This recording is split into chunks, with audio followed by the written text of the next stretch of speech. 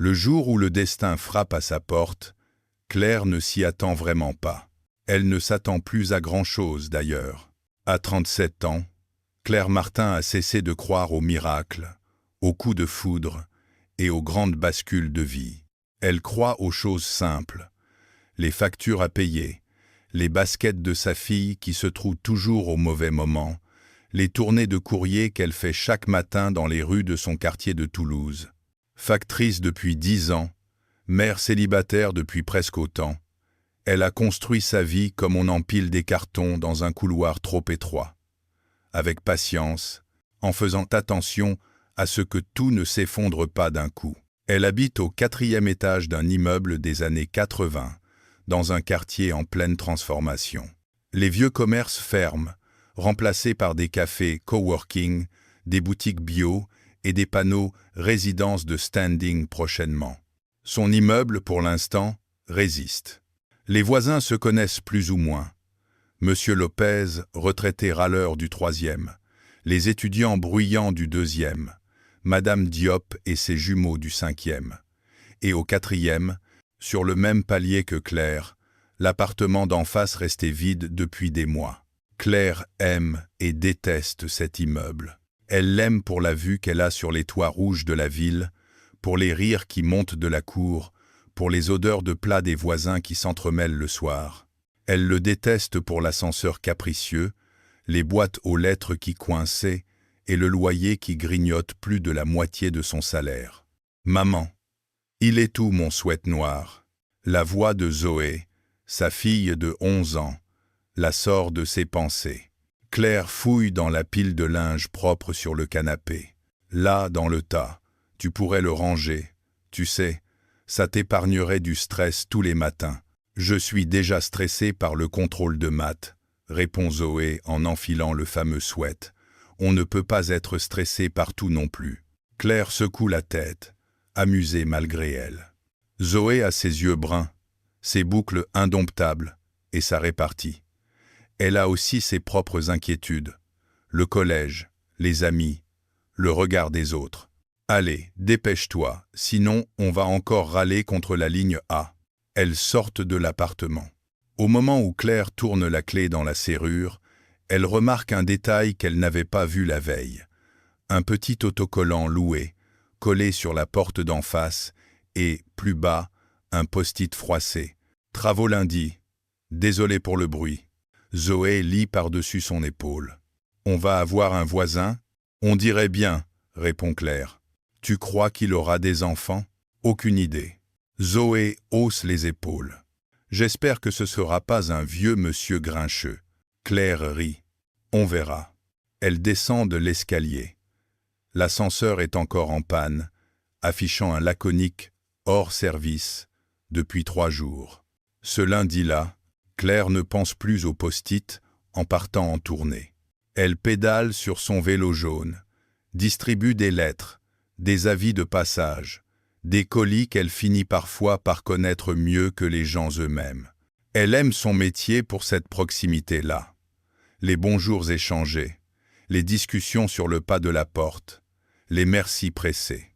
Elle aime moins les horaires qui s'étirent, les sacs trop lourds, les clients qui s'énervent pour un recommandé. À midi, elle envoie un message à Zoé. « Ça va ce matin ?»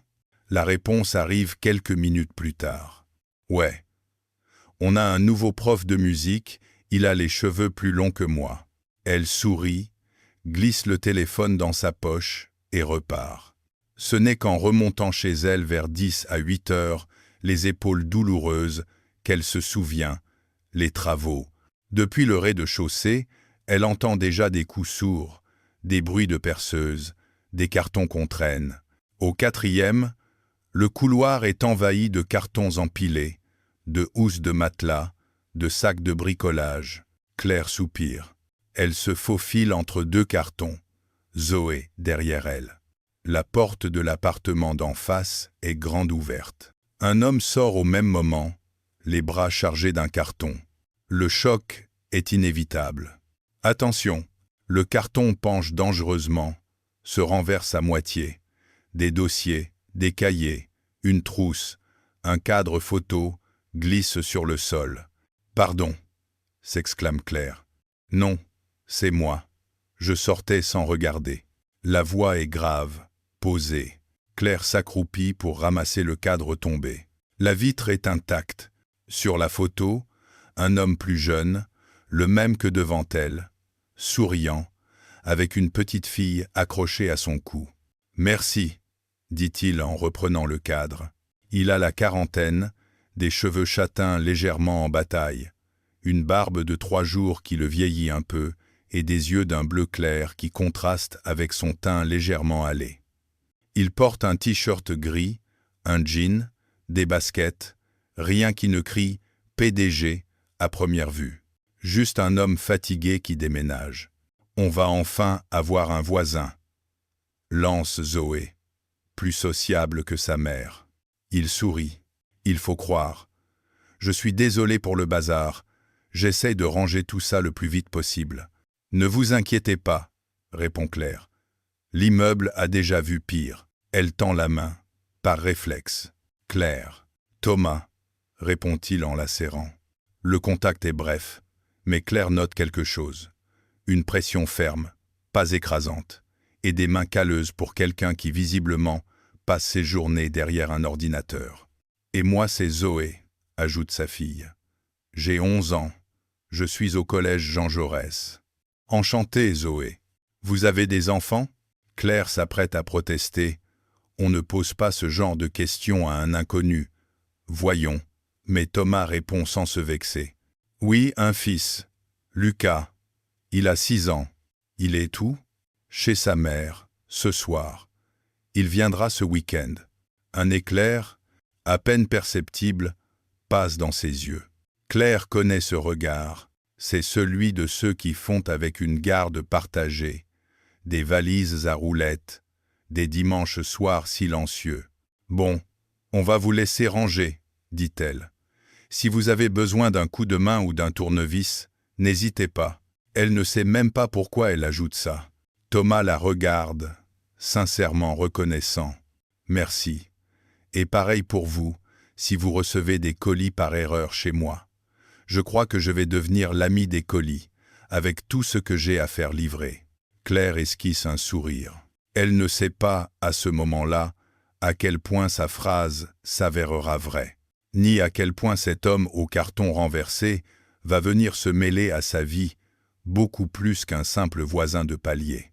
Les premiers jours, Thomas n'est pour elle que le voisin du 4B. Claire entend parfois des bruits feutrés chez lui, des pas, une voix d'enfant le week-end, la télévision tard le soir.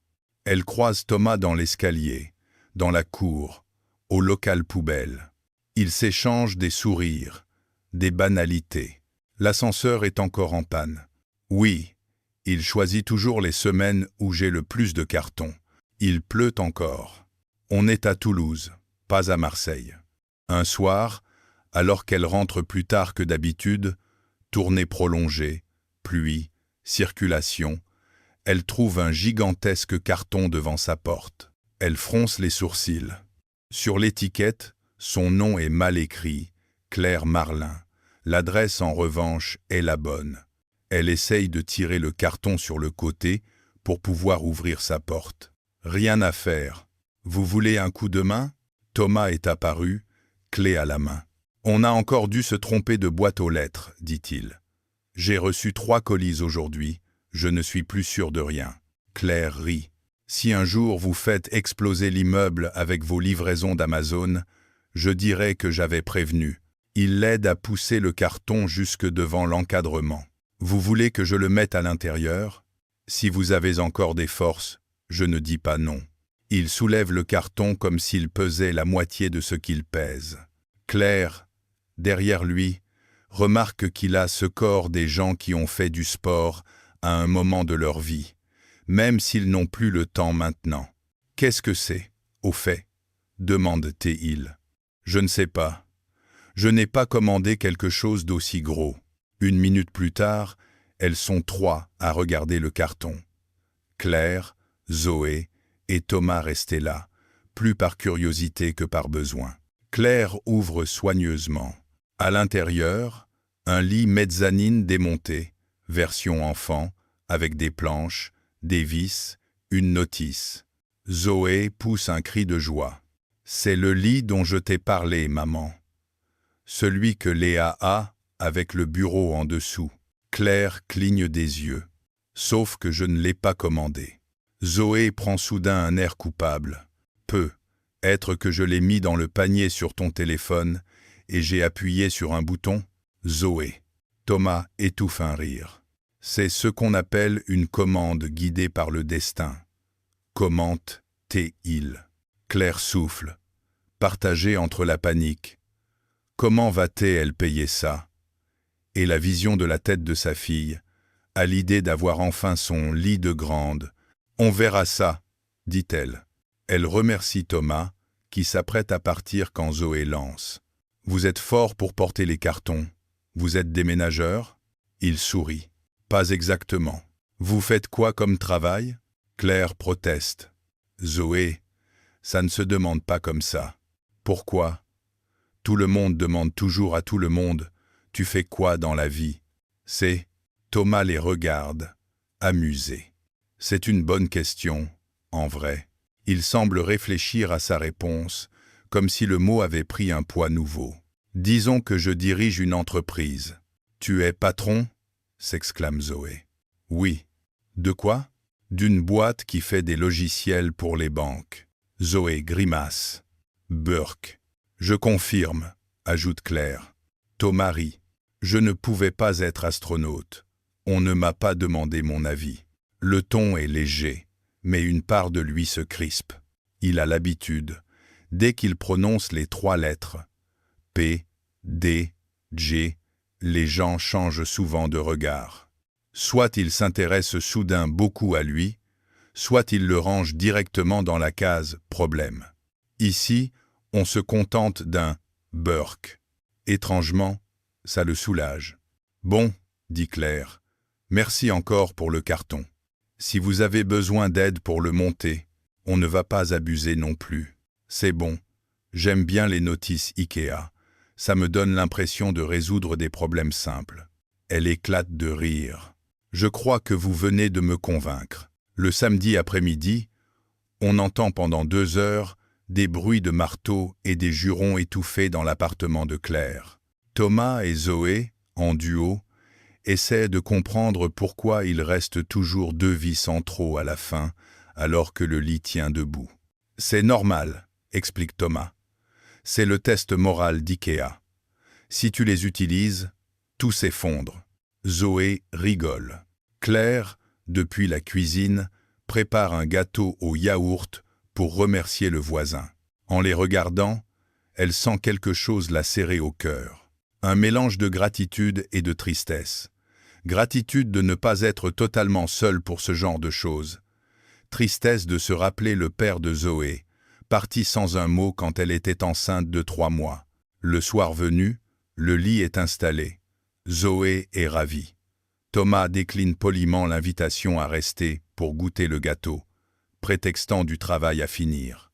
Claire referme la porte, le regard un peu plus longtemps sur le palier. Le 4e étage lui semble soudain moins vide. Elle ne sait pas que ce voisin qui monte les lits en kit a passé la soirée à répondre à des mails jusqu'à minuit, à négocier avec un investisseur à Londres, à s'engueuler en visio avec son directeur financier avant d'aller chercher son fils le lendemain matin pour son week-end de garde. Elle ne sait pas qu'en rentrant chez lui, avec Lucas qui raconte sa semaine d'école, il a eu un léger pincement au cœur en passant devant sa porte à elle, en entendant un rire étouffé de Zoé. Elle ne sait pas que, déjà, leur vie commence à se frôler un peu trop souvent pour que ce soit juste du hasard. Les semaines passent, et le voisin du 4B devient peu à peu Thomas, puis Thomas et Lucas. La première fois que Claire voit le petit garçon, c'est un dimanche matin, dans la cour de l'immeuble. Elle descend avec ses sacs de linge pour la laverie du rez-de-chaussée et aperçoit Zoé sur un banc, en train d'expliquer avec application les règles d'un jeu de cartes à un petit blond à lunettes. Et là, si tu as un 7, tu peux poser. « Bonjour », lance Thomas, un peu essoufflé, en arrivant avec un ballon sous le bras. « Salut », répond Claire. Zoé se tourne vers elle. « Maman, je te présente Lucas. »« Bonjour Lucas. »« Bonjour madame, » dit-il timidement. Il a un sourire doux, un air sérieux. « Tu joues bien aux cartes », ajoute Zoé. « C'est la première fois que je joue à ça, » proteste-t-il. « Oui, mais tu apprends vite. » Claire échange un regard avec Thomas. Ils se sont trouvés, on dirait, dit-elle. Sur le palier, ce matin, raconte-t-il. Zoé l'a espionné par le Judas quand il a frappé à votre porte. Zoé. C'était pour vérifier si ce n'était pas un tueur en série. Se défend sa fille. On ne sait jamais. Thomas rit. On a révisé les tables de multiplication sur le palier en attendant que le tueur en série disparaisse. Peu à peu, les enfants deviennent inséparables les week-ends où Lucas est là. Ils jouent dans la cour, regardent des dessins animés, font des cabanes dans le couloir avec des couvertures. Claire et Thomas, eux, commencent à partager plus que des banalités de voisinage. Un soir de grève des bus, où Zoé retrouve sa mère à presque 20 heures au bout de la rue, trempée par la pluie, c'est Thomas qui les attend sur le palier, avec 2 serviettes et une bouilloire déjà en marche. « Vous avez une sale tête », commente-t-il gentiment en la voyant. « Charmant », répond Claire. C'est un diagnostic objectif. Il leur tend des serviettes. Lucas dort déjà. Si Zoé veut prendre une douche chaude, je peux vous prêter ma salle de bain, le temps que la vôtre chauffe. Claire hésite. L'idée d'entrer dans l'intimité de son voisin la met un peu mal à l'aise. Zoé, elle, n'hésite pas. Oui, s'il te plaît. Ma salle de bain est glaciale, maman. Thomas sourit. Viens, je te montre. Claire reste dans le couloir à enlever ses chaussures trempées, regarde la porte de Thomas se refermer sur sa fille. Elle se surprend à lui faire confiance. Plus tard, devant une tasse de tisane dans sa cuisine, elle lâche. Merci, pour tout à l'heure. Thomas hausse les épaules. C'est normal. Vous feriez pareil. Elle ne répond pas. Il l'observe quelques secondes. Tu fais ça souvent alors? Quoi? Rentrer à pas d'heure sous la pluie. Elle rit sans joie. Ça dépend des grèves et des colis. Tu ne peux pas rentrer plus tôt? Tu veux que le courrier se distribue tout seul? Il esquisse un sourire. On ne sait jamais. Avec les applications. Elle secoue la tête. Je suis factrice, Thomas. Je ne suis pas un drone. Il aime ce côté-là chez elle. Concret, direct, sans plainte inutile. Un autre soir, c'est l'inverse. Thomas frappe à sa porte, tard, un lundi. Claire en pyjama, ouvre. Surprise. Ça va? Tu as un tournevis cruciforme. Elle le regarde, interloquée. S'il te plaît, elle éclate de rire. J'ai cru que tu allais m'annoncer une catastrophe. C'en est une. Il se pousse pour lui montrer, dans son salon, une armoire dont la porte est tombée. Lucas, penaud, est assis sur le canapé. J'ai voulu accrocher mon dessin, mais le scotch tenait pas, explique-t-il. Alors il a planté un clou. Dans la porte. Avec sa chaussure, résume Thomas, mi-fier, mi-désespéré. Claire prend le tournevis, examine le meuble, ça se répare. C'est ce qu'on disait pour la Notre-Dame, également. Elle lui donne un léger coup de coude. Bouge pas. Pendant qu'elle dévisse la charnière, Thomas la regarde faire. Elle est concentrée, efficace, un peu ébouriffée. Il se surprend à se dire qu'il aime bien la voir chez lui. « Tu es débrouillarde », commentait-il. « Quand tu élèves un enfant seul et que ton ex a disparu dans la nature, tu n'as pas vraiment le choix, » réplique-t-elle. « Tu ne peux pas appeler « papa » pour monter un meuble. » Il se tait un moment. « Tu le vois encore, le père de Zoé ?»« Non. » Ça fait. Elle compte mentalement. 8 ans. Et Zoé, elle sait qu'il existe. Mais elle ne se souvient pas de lui. Alors on vit sans. Il hoche la tête, les yeux soudain graves. « Et toi ?» demande-t-elle, elle en retournant la question. « Moi? Oui. La mère de Lucas? On partage la garde. Officiellement, c'est 1 semaine sur 2. En réalité, c'est plus compliqué. Pourquoi? Parce que je suis celui qui voyage, qui travaille trop, qui décale les week-ends. Il pousse un soupir. Je ne suis pas un ex idéal. Et comme père, j'essaye. Il avoue avec un sourire un peu triste. J'ai passé les 5 premières années de sa vie à croire que je pourrais compenser mes absences avec des cadeaux. Et il m'a un jour dit très calmement, « Tu peux venir à la fête de l'école, au lieu d'acheter une nouvelle voiture. » Claire le regarde. Il est intelligent, il est cash, surtout. Comme sa mère, un sourire passe. Comme sa belle-mère potentielle, répond-il en la regardant. Elle lève les yeux au ciel. N'y pense même pas. Il rit. C'est ce genre de soirée, ces petites confidences qui viennent se glisser entre 2 coups de tournevis, qui tissent peu à peu quelque chose entre eux. Une connivence. Un nous encore fragile, mais bien réel. Les enfants, eux, ne se posent pas autant de questions.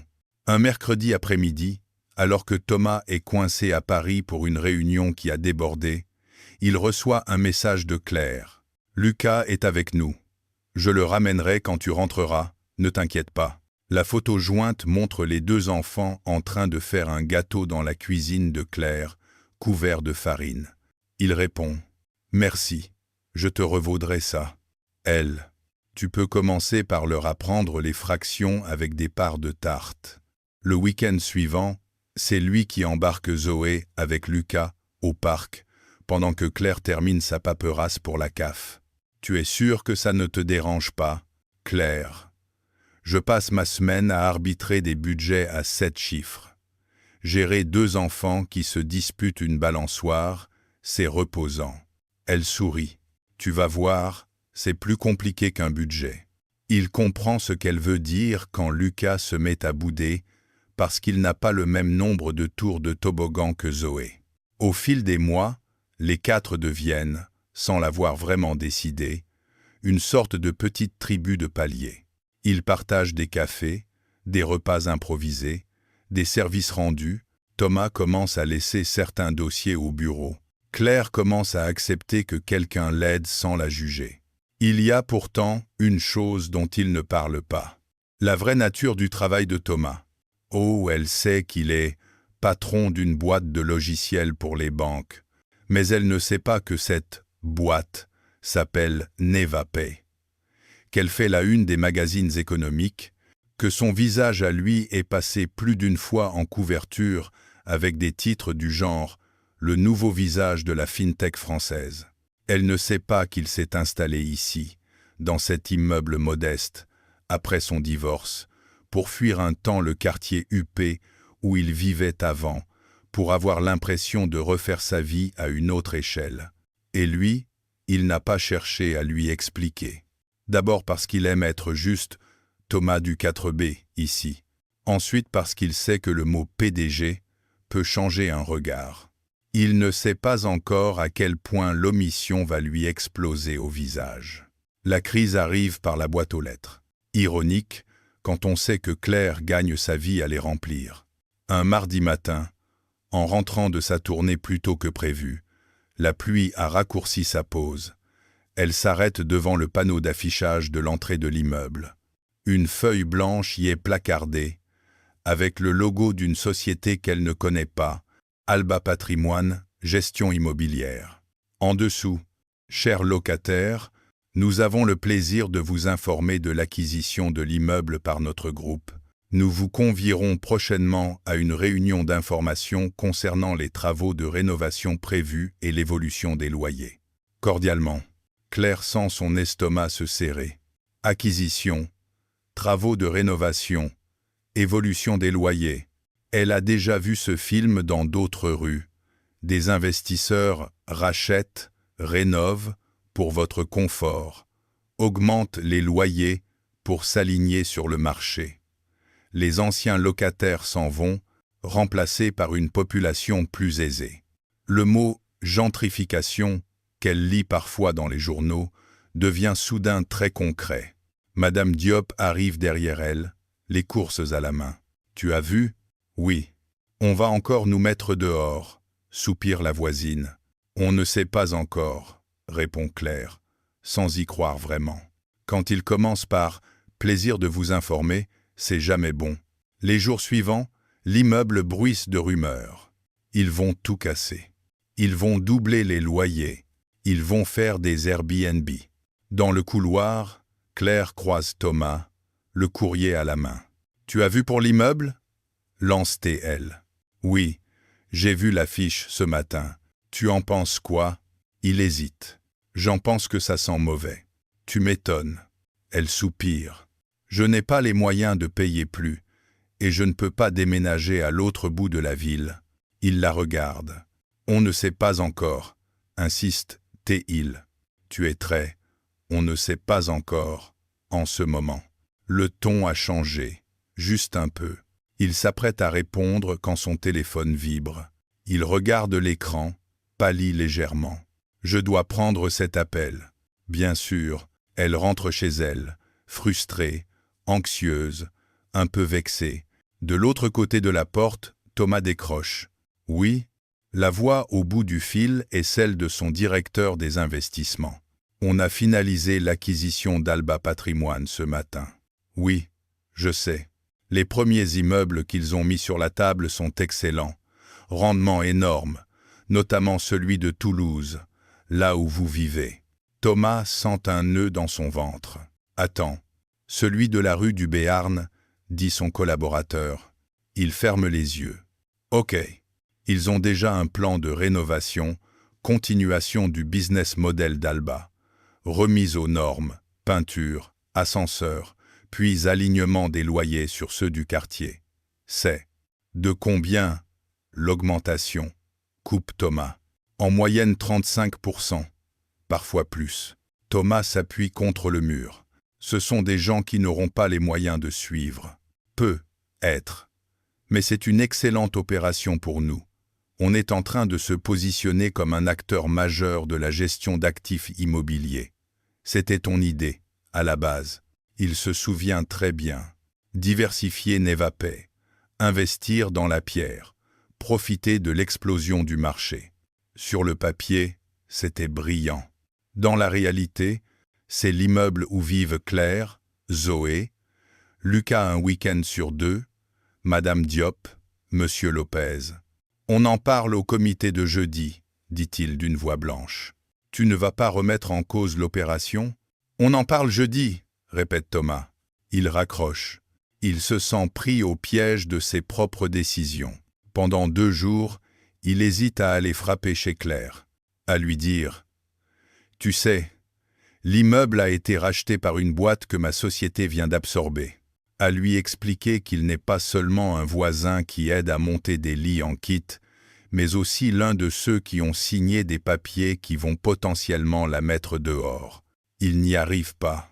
La honte, la culpabilité lui font ravaler les mots. Jeudi, il prend le train pour Paris, assiste au comité. Dans la salle vitrée avec vue sur la Seine, les chiffres s'enchaînent. L'acquisition d'Alba Patrimoine nous permet d'ajouter 1200 lots à notre patrimoine, annonce le directeur financier. Excellent, commente un administrateur.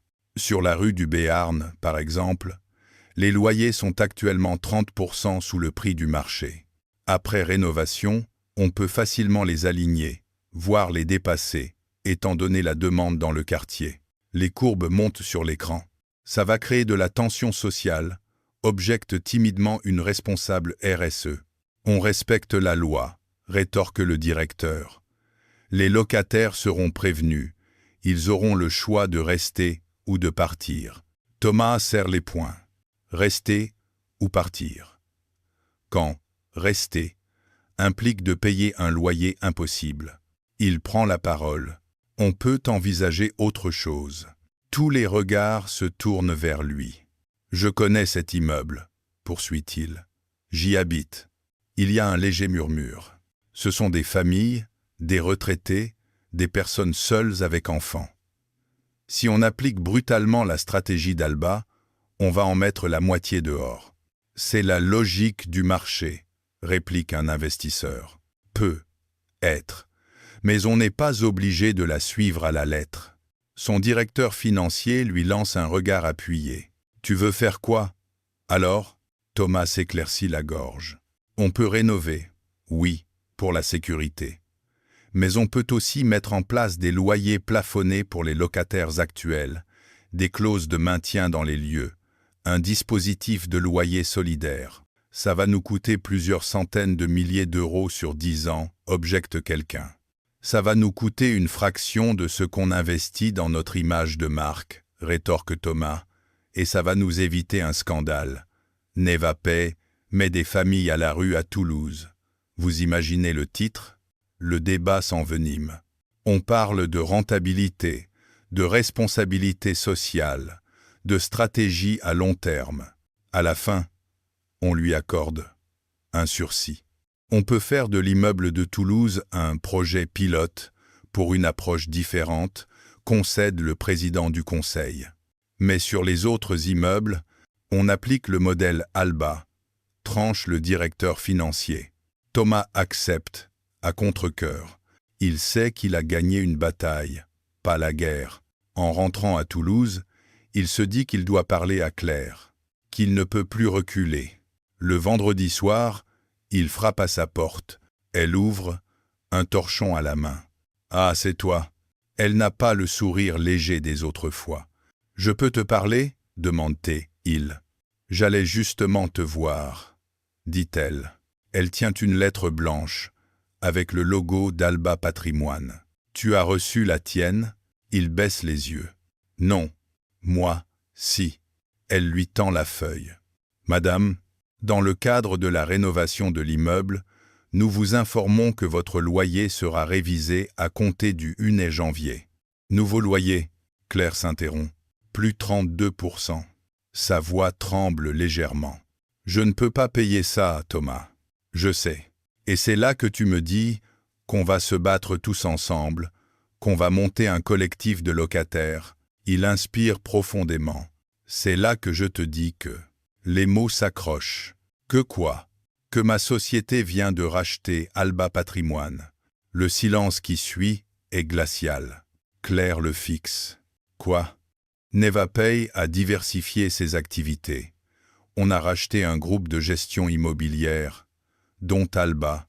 Elle éclate d'un rire incrédule. Attends, je récapitule. L'immeuble où je vis, où ma fille vit, vient d'être racheté par un groupe dont tu es le PDG. Oui, et c'est ce même groupe qui m'envoie une lettre pour me dire « Bonjour, plus 32% de loyer, bisous ». C'est plus compliqué que ça. Non, sa voix se fait tranchante. Non, Thomas, ce n'est pas plus compliqué. C'est très simple. Tu es mon voisin sympa qui monte des lits, mais tu es aussi l'homme qui signe des papiers qui peuvent nous mettre dehors. Il voudrait lui expliquer le comité, le débat, le projet pilote, le fait qu'il essaie de changer les choses de l'intérieur. Mais elle est trop blessée pour entendre. « Tu savais ?» demande-t-elle. « J'ai su il y a quelques jours. Et tu ne m'as rien dit. Je cherchais une solution. J'avais besoin d'honnêteté. » Les mots frappent plus fort que prévu. « Tu crois que j'ai les moyens de jouer avec des demi-vérités, moi ?» continue-t-elle, la voix plus forte. « J'ai passé ma vie à me débrouiller seule, à ne pas compter sur quelqu'un, parce que chaque fois que je l'ai fait, je me suis cassé la gueule. Toi, tu débarques sur mon palier, tu rentres dans ma vie, dans celle de ma fille, tu t'installes comme si de rien n'était. Et tu oublies de me dire que tu as un pouvoir direct sur le toit, au-dessus de nos têtes.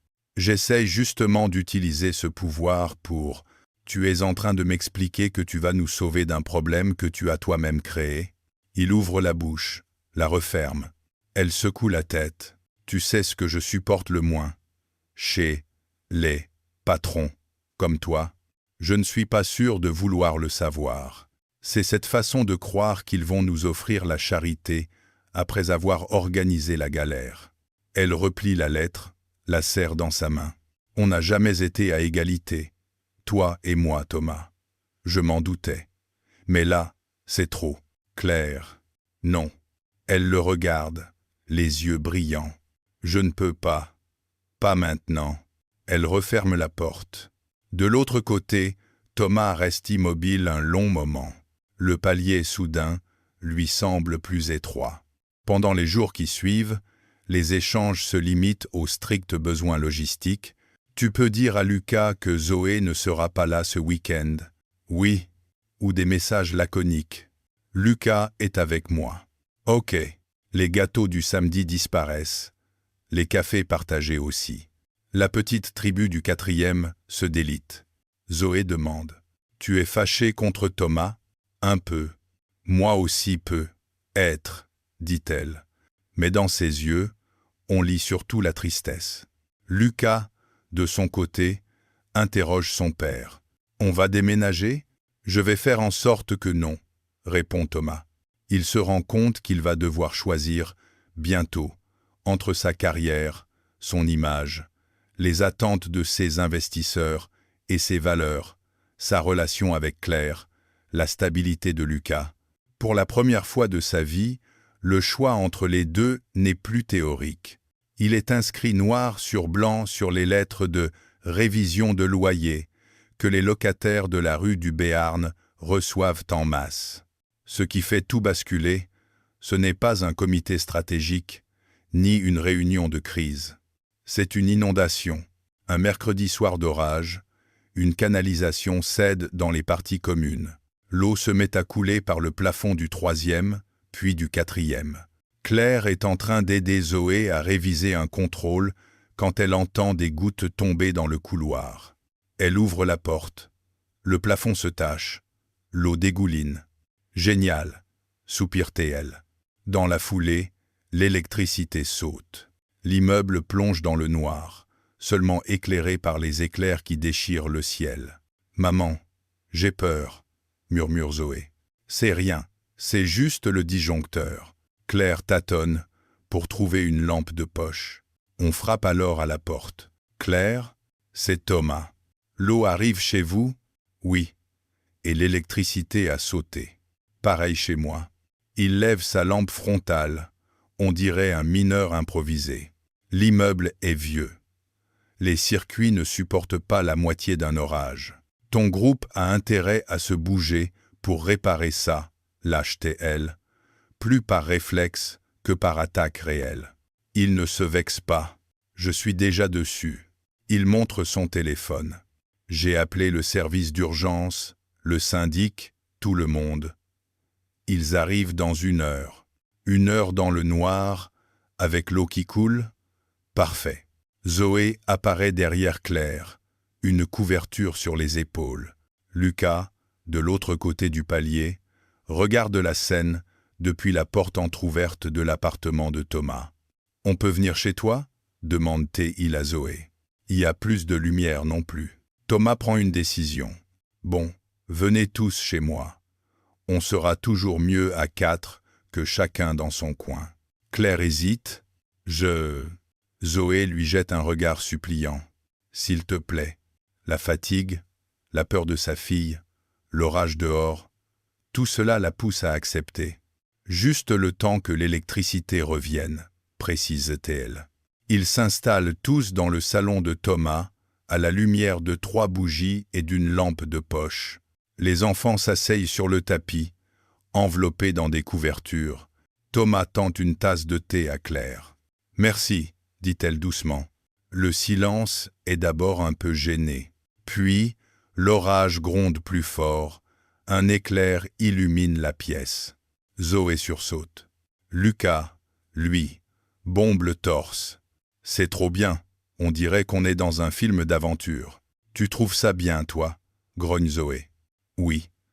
On est comme des explorateurs sans électricité. » Claire laisse échapper un rire malgré elle. « Il a de l'imagination, ton fils. »« Il tient ça de sa mère, » répond Thomas avec un sourire doux.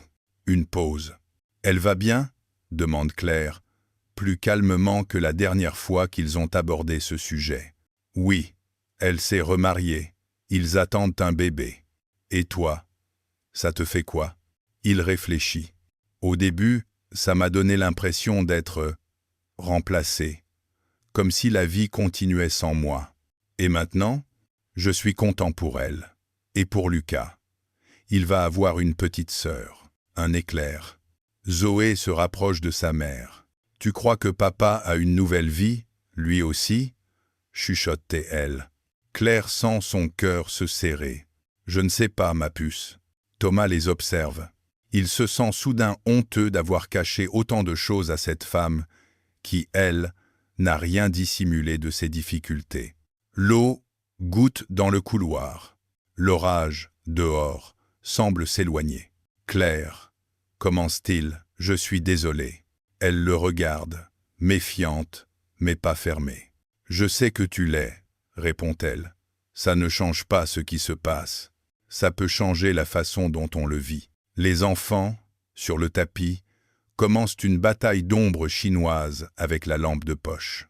Je n'ai pas choisi de racheter ton immeuble en mode « Tiens, si je compliquais la vie de Claire ». Mais j'ai choisi de ne pas te dire tout de suite que Nevapay avait pris Alba par lâcheté. Tu as choisi de conserver ton image de gentil voisin, résume-t-elle. Oui, il ne se défend pas. J'ai peur qu'on me regarde uniquement comme le PDG. Ici, j'aimais être juste moi. Tu ne peux pas découper les morceaux qui t'arrangent, Thomas. Je sais. Il pousse un soupir. Au comité, j'ai bataillé pour qu'on ne vous impose pas les augmentations. Elle lève un sourcil. Et j'ai obtenu un compromis. L'immeuble de la rue du Béarn sera un projet pilote. Ce qui veut dire un plan de rénovation, oui, mais avec des loyers plafonnés pour les locataires actuels, un dispositif de maintien dans les lieux. Claire cligne des yeux.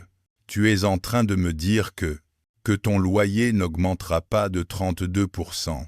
Il sort un mail de son téléphone, le lui montre. Un message du directeur opérationnel confirmant la mise en pause des révisions de loyer sur l'immeuble pilote de Toulouse. C'est toi qui as décidé ça? C'est moi qui l'ai demandé. Le conseil l'a validé parce que j'ai brandi l'argument de l'image et du risque social, mais au fond, c'est pour vous. Elle lit le mail, silencieuse. « Tu aurais pu me le dire plus tôt, murmure-t-elle.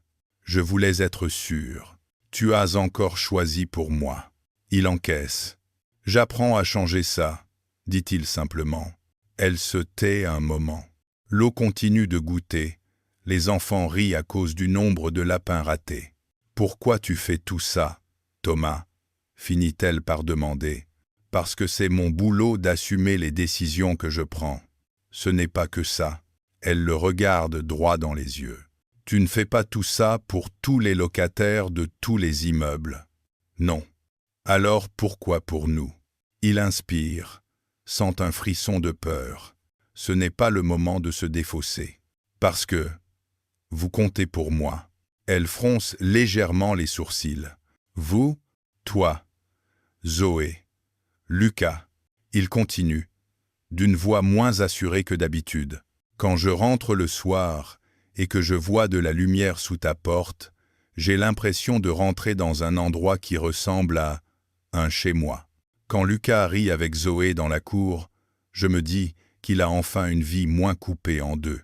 Et quand je bois un café dans ta cuisine, j'oublie pendant 10 minutes que mon nom est sur d'innombrables papiers qui font peur aux gens. » Elle te regarde, bouleversée malgré elle. « Tu pourrais dire ça sans faire une métaphore sur les papiers ?» Se moque-t-elle doucement. « Je ne suis pas très doué pour parler de ce que je ressens, » avoue-t-il. « Tu t'en sors. » Elle pousse un long soupir. « Je ne sais pas quoi faire de tout ça, Thomas. Tu n'as rien à faire. Pas ce soir. » Il désigne les enfants. « Ce soir, on attend que l'électricité revienne, on joue avec eux, et quand les plombiers auront réparé la canalisation, chacun rentrera chez soi. » Il marque un temps. « Et demain, si tu veux, on pourra parler de tout le reste. » Elle le fixe quelques secondes, puis hoche la tête. « D'accord. » La lumière revient dans un clic sec. Les enfants poussent un cri de joie. « On a survécu. Vous êtes des héros, » répond Thomas. Les plombiers arrivent, tapent, jurent, réparent. Vers minuit, le couloir est encore humide, mais l'eau ne coule plus. Claire rentre enfin chez elle avec Zoé. Avant de refermer la porte, elle se tourne vers Thomas. « Merci. Pour ce soir. Merci à toi d'être venu, » répond-il simplement. Le lendemain, Claire trouve dans sa boîte aux lettres 2 enveloppes.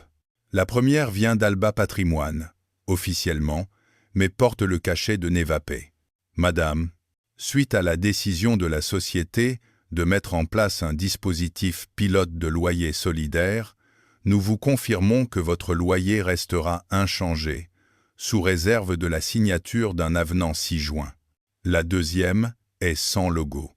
C'est un mot écrit à la main, en lettres un peu penchées. Je ne demande pas pardon pour ce que fait mon entreprise. Je prends simplement la responsabilité de changer ce que je peux, là où je peux. Pour le reste, j'aimerais qu'on ait une chance de réécrire ce « nous » qu'on a commencé. Quand tu seras prête, frappe à ma porte. Et 2. Claire s'assoit sur la marche entre les 2 appartements.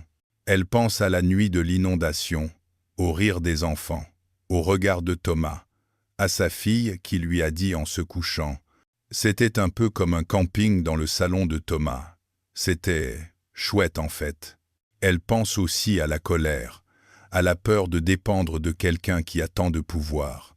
Elle reste là longtemps, entre 4A et 4B, comme sur une frontière. Puis, finalement, elle se lève et frappe.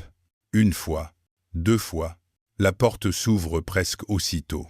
Thomas est là, en jean et t-shirt, comme toujours. « Salut, salut ». Elle entre sans qu'il ait besoin de l'y inviter.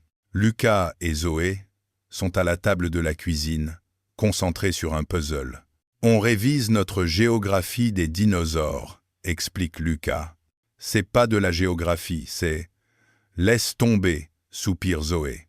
Claire sourit, puis se tourne vers Thomas. « J'ai reçu les lettres, je me doute. » Un silence, un peu lourd, mais pas hostile. « Tu as sauvé l'immeuble, » dit-elle. « Je l'ai au moins mis à l'abri pour quelques années.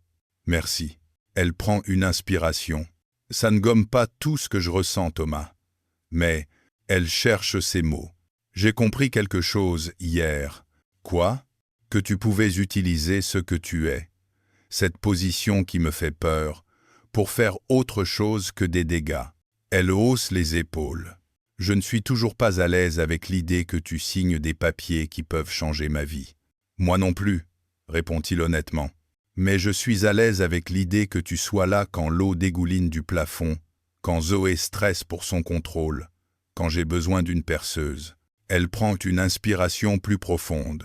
Et je crois que j'ai envie d'essayer de te connaître vraiment, pas seulement comme le voisin sympa ou le PDG là-haut, mais comme Thomas. Il ressent un soulagement presque physique. « Je peux faire avec ça, » dit-il, « à une condition. » Tout de suite, les conditions. On parle. Pour de vrai. Tu ne caches plus les choses importantes. Promis. Et on avance doucement. Pour les enfants, pour nous. Doucement j'ai appris, répond-il en souriant. Les semaines suivantes ressemblent à une réécriture. Ils reprennent leurs habitudes, mais différemment. Les cafés partagés ont maintenant parfois des conversations sérieuses sur les licenciements, les inégalités, la façon dont Thomas essaie de changer la culture de son entreprise. Claire ne lui laisse rien passer. Tu ne peux pas faire des beaux discours sur la responsabilité sociale si tu ne sais pas combien coûte un paquet de pâtes, lui lance-t-elle un soir. Il l'emmène au supermarché du coin, un samedi, avec les enfants, pour leur prouver qu'il sait. Elle l'emmène à une réunion de parents d'élèves, où il se retrouve à coller des affiches pour la kermesse. Tu peux mettre sur ton CV « Gestion de crise de pêche à la ligne », se moque-t-elle. Il apprend à faire des crêpes pour 4 sans tout brûler. Elle apprend à lui envoyer un message quand elle a besoin d'aide, au lieu de serrer les dents. Lors de la réunion organisée par Alba, Nevapay pour présenter les travaux à venir, Thomas se tient au fond de la salle, sans prendre la parole. Il laisse son responsable local expliquer les rénovations, les engagements pris pour maintenir les loyers. Claire le voit, discret, mais présent. À la sortie, Madame Diop chuchote. « Heureusement qu'on a un voisin bien placé, hein ?» Claire sourit. « Oui. Heureusement qu'on a un voisin qui a fini par frapper à sa propre porte. » « Pardon ? Rien. Un soir de printemps, alors que les fenêtres sont ouvertes sur un air tiède, Claire, Thomas, Zoé et Lucas se retrouvent sur le palier avec des assiettes et des couverts. « On fait quoi ?» demande Lucas. « Un dîner de palier », déclare Zoé. Les enfants étalent une nappe sur le sol, les adultes apportent des plats préparés à tour de rôle. « On n'a pas de jardin », commente Claire. « Alors on fait avec ce qu'on a », répond Thomas. Ils mangent, rient, se racontent des histoires. À un moment, Zoé lève son verre de jus de pomme. « À quoi tu trinques ?» demande Claire. « À notre chance, » dit-elle simplement. « Quelle chance ?» Celle d'avoir des voisins qu'on aime bien. Les adultes se regardent, leurs verres se touchent. « À notre chance », répète-t-il. Quelques mois plus tard, un samedi matin, Claire se lève plus tard que d'habitude. Thomas est déjà parti courir avec Lucas. Elle se sert un café, s'assoit sur le rebord de la fenêtre. Zoé la rejoint, en pyjama. « Maman ? Oui ? Tu crois que Thomas, c'est ton amoureux ?» Claire manque de s'étouffer. Zoé. « Bah quoi ? Vous vous regardez souvent, vous faites des dîners, vous parlez longtemps. » Claire rougit. « On est en train d'essayer d'être ensemble. » Oui. Zoé hoche la tête, l'air très sérieux. « On pourra le garder alors.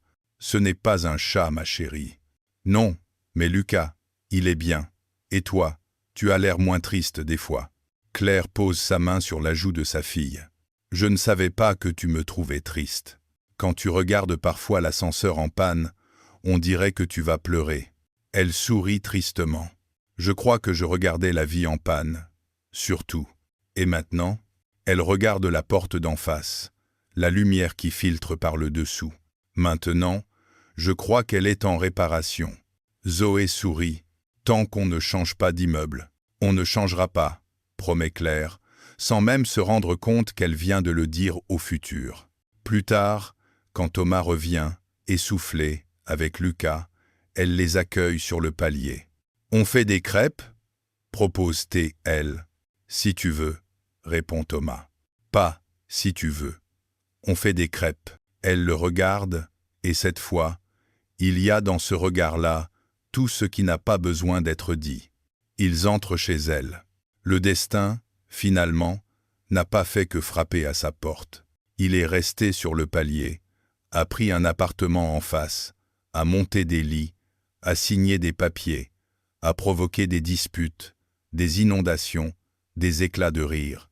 Et, doucement, patiemment, il a transformé un PDG en voisin, puis un voisin en compagnon, et l'immeuble qui menaçait de se vider est devenu, pour eux quatre, le lieu d'une nouvelle histoire.